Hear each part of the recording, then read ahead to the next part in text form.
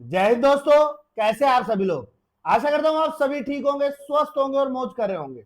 मैं हूं अंकित, एक बार फिर से आपके अपने YouTube चैनल वासुदेवा एजुकेशन में आपका स्वागत करता हूं। और बेटा, आज का फिर हम लेके आए हैं थर्ड यूनिट के सेकंड सेमेस्टर के इंपोर्टेंट क्वेश्चंस।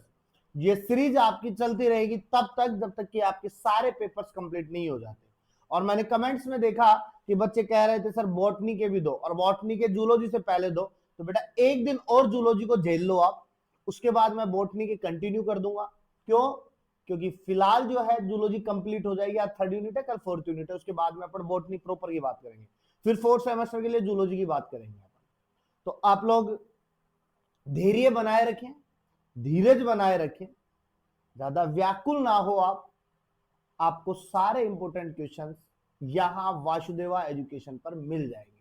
तो आज का पहला क्वेश्चन थर्ड यूनिट का, और वो है हमारे पास में शुक्र जनन व अंड जनन को समझाइए।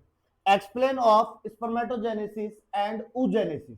आप सीधी बात समझो, यहां से क्वेश्चन को घुमा के ये भी कह सकता है कि यहां आपको क्या बताना है, अंतर बताना है, डिफरेंस बताना है, difference between of spermatogenesis and oogenesis।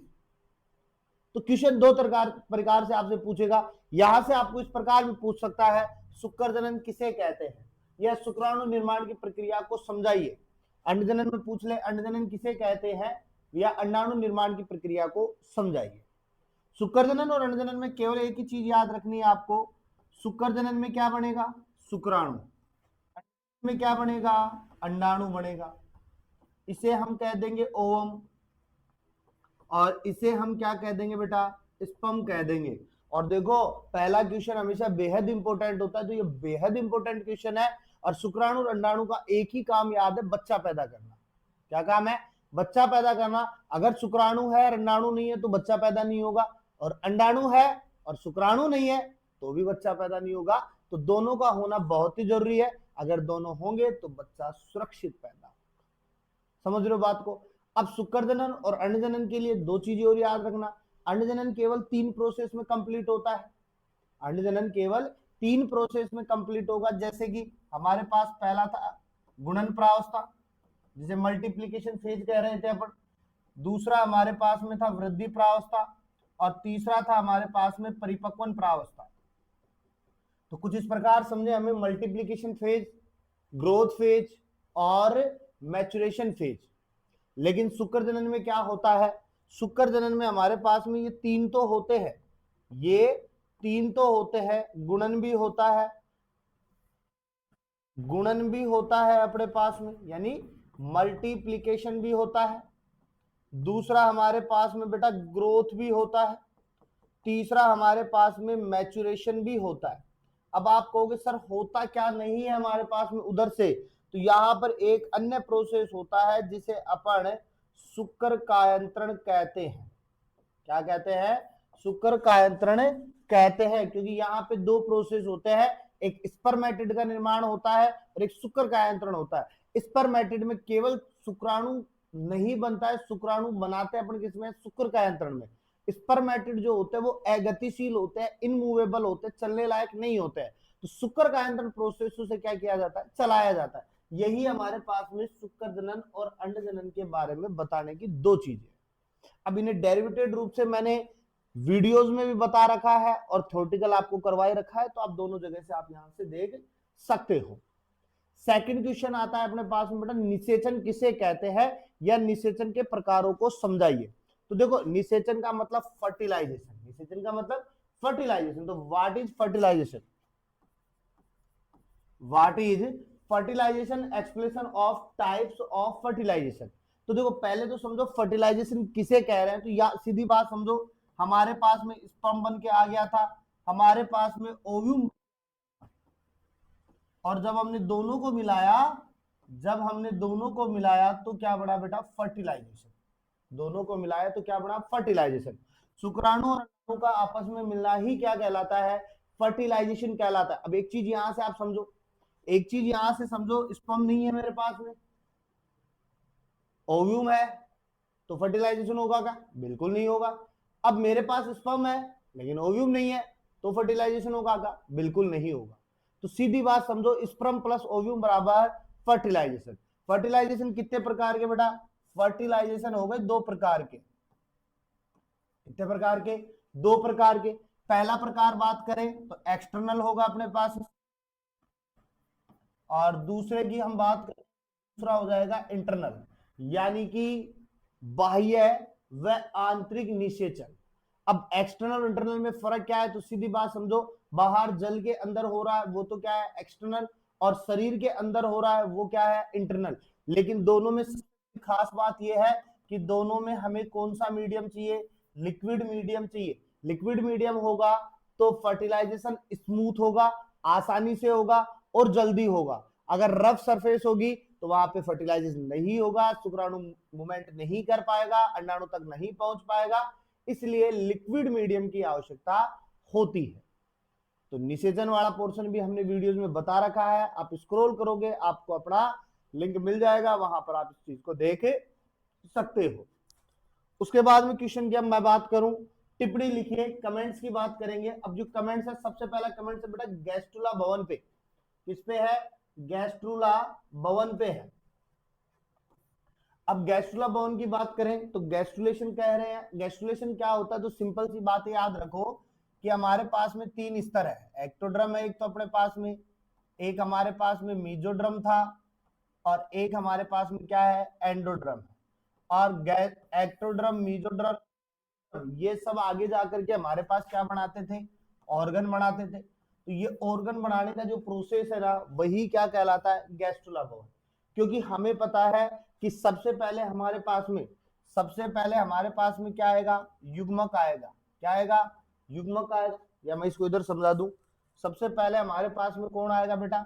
युग्मक आएंगे। युग्मक कितने हैं? दो है, एक स्पर्म है, एक क्या है? ओव्यूम है।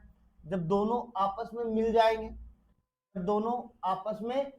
जाएंगे, अब जब दोनों आपस में मिलेंगे तो उस प्रोसेस को मैं क्या कह रहा हूं? निषेचन। और निषेचन जब होगा तो क्या बनाएंगे बेटा? युग्मनज।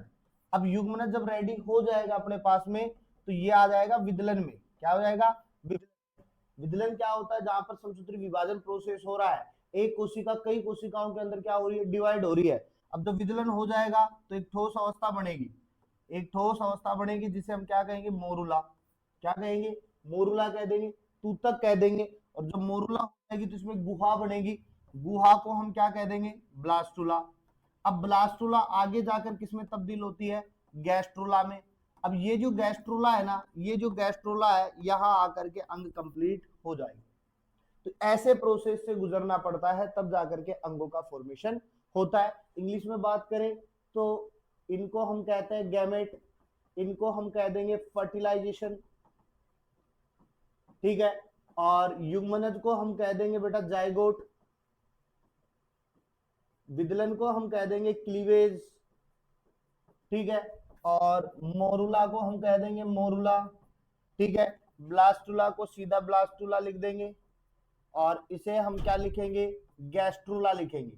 और एक बात और समझ में आनी चाहिए बेटा, ये जो टॉपिक्स है ना, ये वाले जो टॉपिक्स आपके सब जगह काम आएंगे। नीट में काम आएंगे, सीयूटी में काम आएंगे, या अन्य कोई भी कंपटीशन एग्जाम है, चाहे एंट्रेंस एग्जाम है, चाहे आपका लैब असिस्टेंट वाला पोर्शन हो, चाहे जेट वाला पोर्शन हो, सभी जगह ये टॉपिक्स काम आने वाले होते हैं। समझ रहे हो बात को? तो इस प्रकार से अपन को गैस्ट्रुलेशन प्रोसेस को समझाना होगा, ठीक है।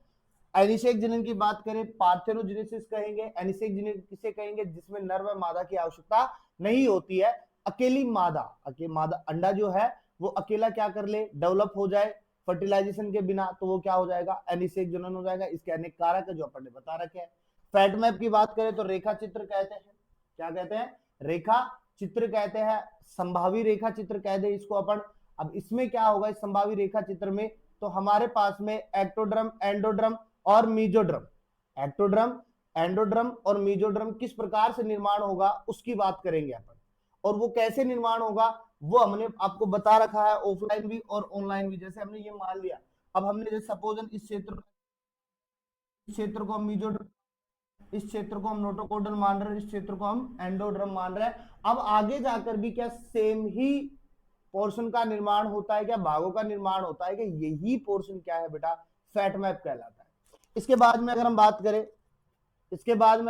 करें तो हमारे पास में नेक्स्ट क्वेश्चन जो आता है वो आता है एपिबोली व एम्बोली में अंतर बताइए। तो explain the difference between epiboly and emboly. तो देखो एपिबोली एम्बोली है क्या, तो इतनी बात समझो। तो इसके लिए हमारे पास फिर एक और हेडिंग आती है, और जो हेडिंग है हमारे पास में वो है बेटा आकारिकी संरचनात्मक गतियां। तो यहां से एक क्वेश्चन ये भी निकल के आ गया अपने पास में कि आकारिकी संरचनात्मक गतियां किसे कहते हैं और ये कितनी प्रकार की होती है, पहला क्वेश्चन। दूसरा क्वेश्चन मैं साफ बता रहा हूं कि एपिबोली व एम्बोली में अंतर बताइए, ठीक है। तीसरा क्वेश्चन इसी को मॉडिफाई कर दो, एपिबोली व एम्बोली को समझाइए। तो देखो एपिबोली और एम्बोली का सीधा सा मतलब है, आप एक्टोडर्मल का निर्माण कर रहे हो, अगर आप एक्टोडर्मल का निर्माण कर रहे हो तो वो तो एपिबोली है, और अगर आप एंडोडर्मल और मीजोडर्मल दोनों का अगर फॉर्मेशन के साथ में चल रहे हो जाएगा आपका एम्बोली। और इनके प्रकार होते हैं, एम्बोली के कई सारे प्रकार होते हैं, अंतर्वलन होते हैं, अंतर्वेशन होते हैं, बहिसरण होते हैं, बहु अंतर्वलन होते हैं, अपसरण होते हैं। ये सारे किसके प्रकार है, एम्बोली के प्रकार है। तो ये बड़ा क्वेश्चन बन के आपके पास में आता है और पूरे का पूरा 15 नंबर आपको निकाल के देगा ये क्वेश्चन। तो इसमें से 3-4 क्वेश्चन बन रहे हैं आकारिकी संरचनात्मक गतियां। अगर आप एपिबोली एम्बोली पूछता है तो आकारिकी संरचनात्मक गतियां अपने पास हो जाएंगी।